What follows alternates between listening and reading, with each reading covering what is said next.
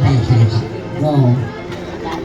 Di ba yung isang kurado natin lumakit, si MC Barsaga?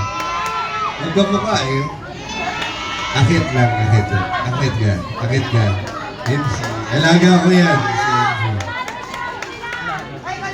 Ayan, batang dito yan. Proud to be doyan yan. Tingnan mo naman.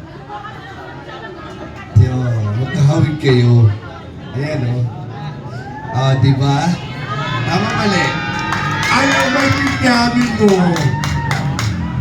Ito, maganda. Ito, mabait. Okay na tayo. Okay na. I mean, right? Mahaba ng buhok ni Mami. Ano sila, ano tawag sa inyo? LGBT? Mga LGBT ay proud to be, sa inyo. Ang laki na respeto ko sa inyo. Pinagkakamal na ng LGBT. Si Edad Punto di ba? Basta, magkamukha, di ba? Magkamukha rin kayo putak inig sa dalawa eh. Oo!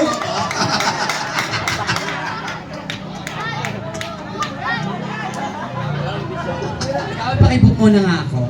Kasi kakagaguhan na tayo. Ibig sabihin nagagaya yung itsura ni Mariah Carey. Kamukha pa si Mariah. Malaya, kari-kari. Nagpapasalamat ako dumating to si Barbie Binot. pinaganda mo pa? Oo.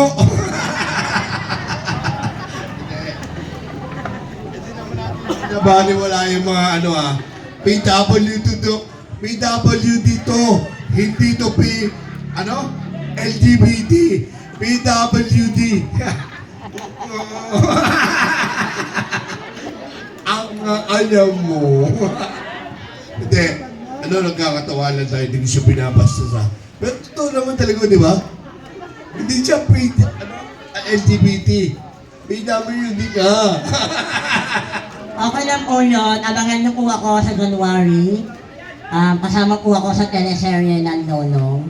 Panoorin niyo po ako. Hindi po. Ito, crocodile si Lolong. Inatin sa akin. Ako magbabasa 2 times. Dito ka, Miss Kylie.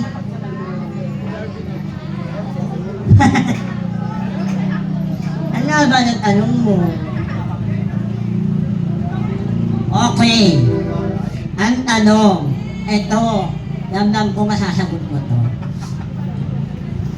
Sa dinami-daming problema ng ating bansa, dumaan ng pandemic, maraming buhay ang nawala, maraming frontliners ang namatay dahil sumabak sa COVID-19.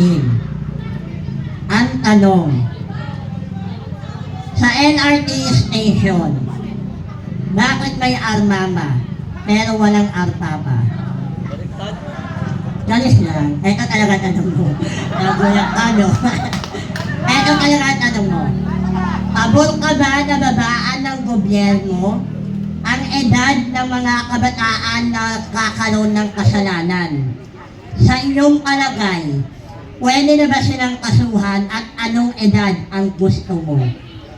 Okay, direkta sa punto. Opo, papabor po ako na kasuhan o pwedeng makulong ang mga minor dito sa ating bansa. Bakit kamo?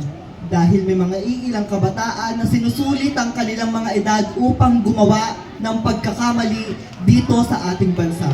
Maraming bata ang pumapatay, maraming kabataan ang nanggagahasa, maraming kabataan ang gumagamit ng ipinagbabawal na bato. Kaya't kung tatanungin niyo po ako, kung papabor po daw ba ako dito, opo, pabor na pabor po ako dito. At ilang taon nga raw ho ba ang gusto kong ipakulong o ang gusto kong matupad na makulong kapag sila ho ay pwedeng kasuhan.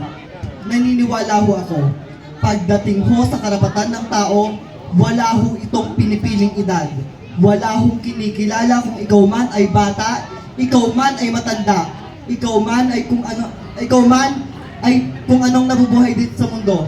As long as nakagawa ka ng mali dito sa ating bansa, karapat-dapat lang na magbayad ka sa kung ano ang kasalanan na nagawa mo. Ayan ho ang aking simpleng kasagutan, direkta sa punto. Salamat po. Maraming salamat, Miss Kylie Lapida. And now, proceed to our candidate, number 6, Miss Julia Barreta. Ito yung gwapong kandidata, in fairness. Okay, hindi ka na.